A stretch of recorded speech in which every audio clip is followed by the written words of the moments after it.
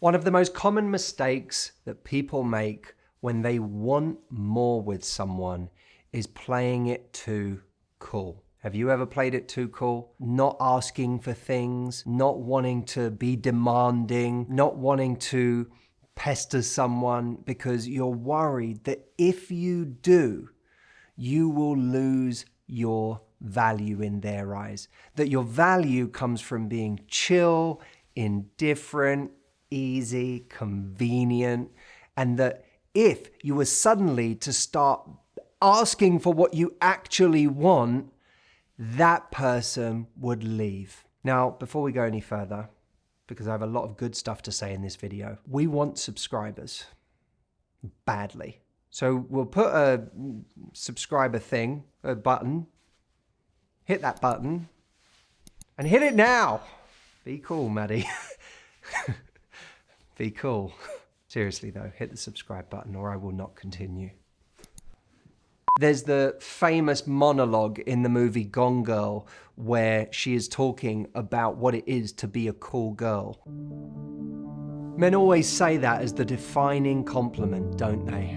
She's a cool girl.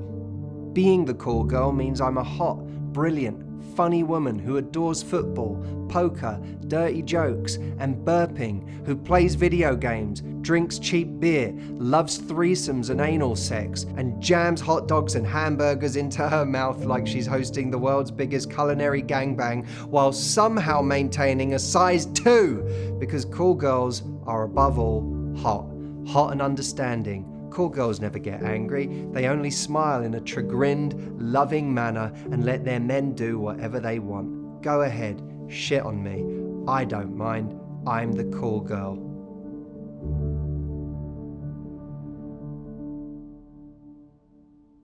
Now, that monologue struck a chord for good reason, because it really explained the feeling of so many women about the impossibility of what they needed to be and represent, which is everything.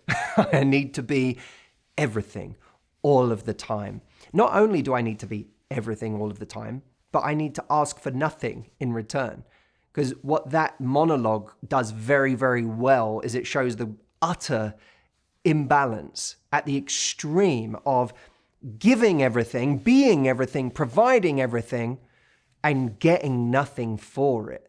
Just being this sort of vessel to be used for the juice to be wrung out of, with the guy not having to do anything to earn that. And it's that part of it that I want to pick up on, because I actually believe that real life, real relationships are much more hopeful, because there is this hidden secret to attraction psychology that is not revealed in that monologue.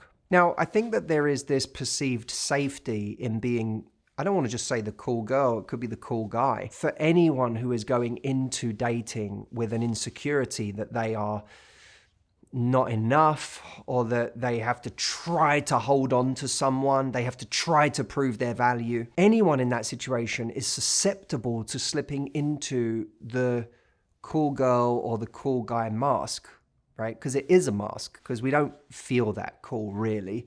We do care more than we let on. We do want more than we're telling someone we want. And things are pissing us off and upsetting us more than we're actually saying. But it's a mask that we put on because we think that that's what someone wants.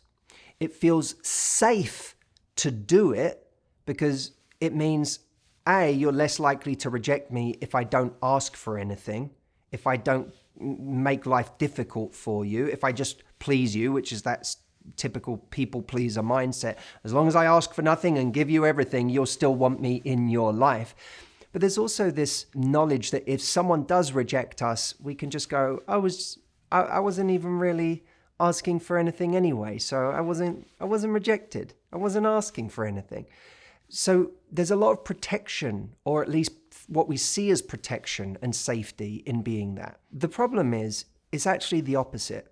It makes us more likely to be taken advantage of, either by someone who is oblivious to the fact that we're giving everything and they're giving very little in return and just takes us for granted, or taken advantage of by someone much more malevolent who sees this as a golden opportunity to manipulate and take advantage of someone who will never ask for anything in return and will just go along with it. But there is another reason why being the cool, indifferent person who gives a lot but doesn't ask for anything is really destructive for attraction. One of the things we have to understand about attraction is that for someone to continue to be attracted, they need to feel like they care.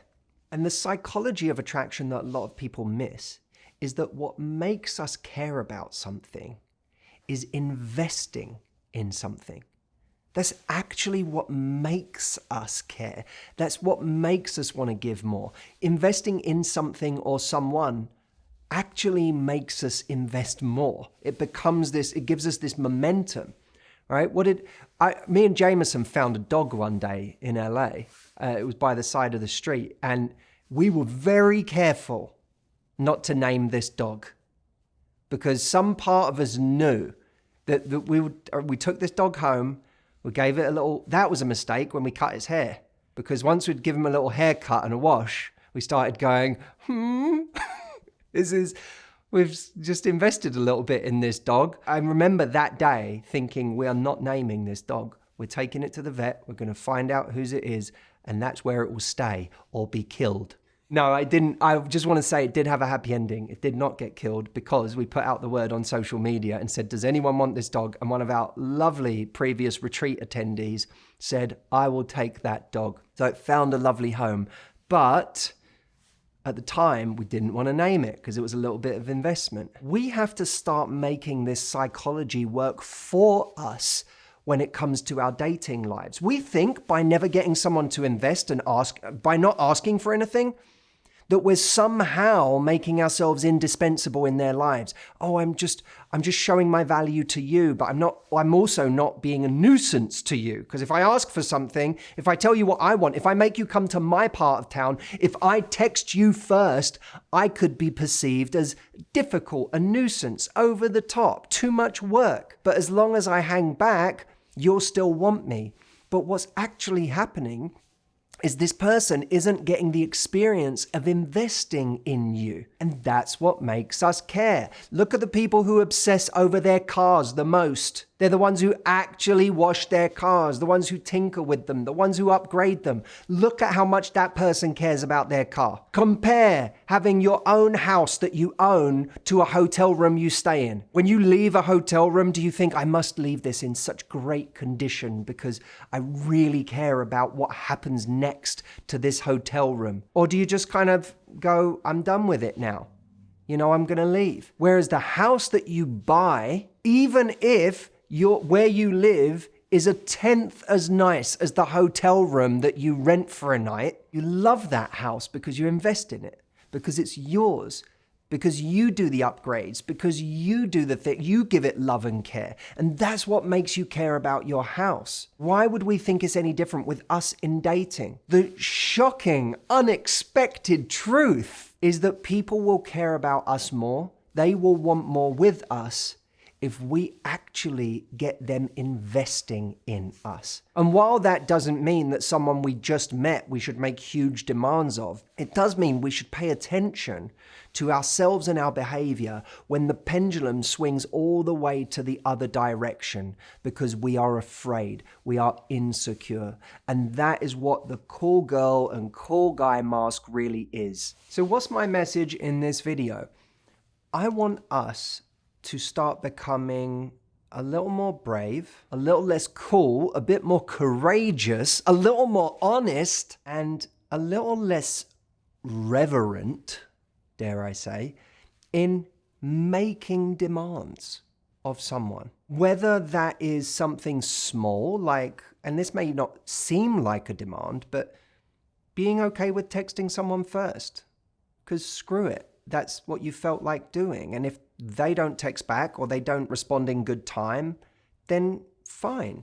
You can direct your attention elsewhere, but you're not going to pretend you're not interested in texting them just because they haven't texted you yet. or demanding that on the next date it be on your side of town if the last couple of dates were closer to them, or saying what you want in order to invest more. I want us to become more courageous in these things. And when we've spent a lot of our life playing nice, being cool, right? Because those are really two versions of the same thing, right? If I'm really nice to you all the time and I never ask for anything, that's the sort of fawning version of the same insecurity. Being cool is just, I'm insecure, I don't want to get rejected, but I'm going to wear that as indifference. But I want us to recognize that the only real great relationships are going to come out of us being brave enough to ask for what we want and learning how to communicate that, learning how to calibrate that. And I want to invite you, if you'd like to come and learn that with me, because in June, I'm going to be running the virtual retreat. And for people that feel like, you know what, I don't uphold my standards, this is where they learn how to do that from two perspectives, both competence and confidence. Competence is knowing how to communicate a standard, is knowing what to do when someone pushes back on that standard. It's knowing how to hold yourself with confidence and with composure in those moments where you feel the tension of your standard meeting their desire for convenience or to have it exactly the way they want that doesn't line up with the way that you want things to be. Navigating those situations is one of the most amazing skills we can ever learn in life. And once we have it, it's like a superpower. You know that because you know there are people you admire that are so good at asking for what they want. They're so good at communicating their standards, and they don't do it in a way that's aggressive or offensive or difficult. They do it in a way that just feels bold and sexy and like they're in control, and it makes them attractive. That's the really interesting thing, is that when we start being confident in what we want and confident enough to ask for it, it becomes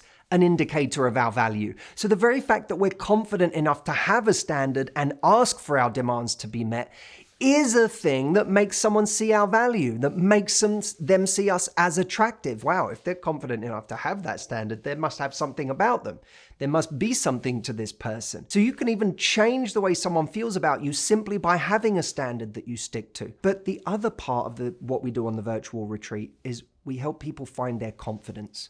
Competence is knowing how to communicate a standard. Confidence is believing that you are worthy of that standard, is believing that you are going to meet someone who's going to see that standard and is going to be willing to meet it. Instead of thinking all the time, I'm going to scare them off, they're not going to want me if I want more, or if I ask for more, if I'm difficult. We have these, and a lot of them just come from trauma, come from times in our life where asking too much got us punished, or where, we learned to placate people in our lives.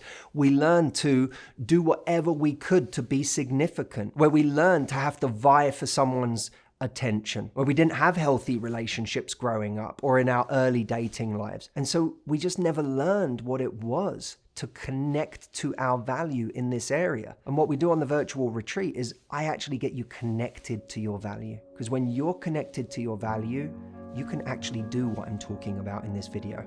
You won't break at the first sign of tension from someone else, or at the first sign that someone is starting to back off, because that is the worst thing we can possibly do.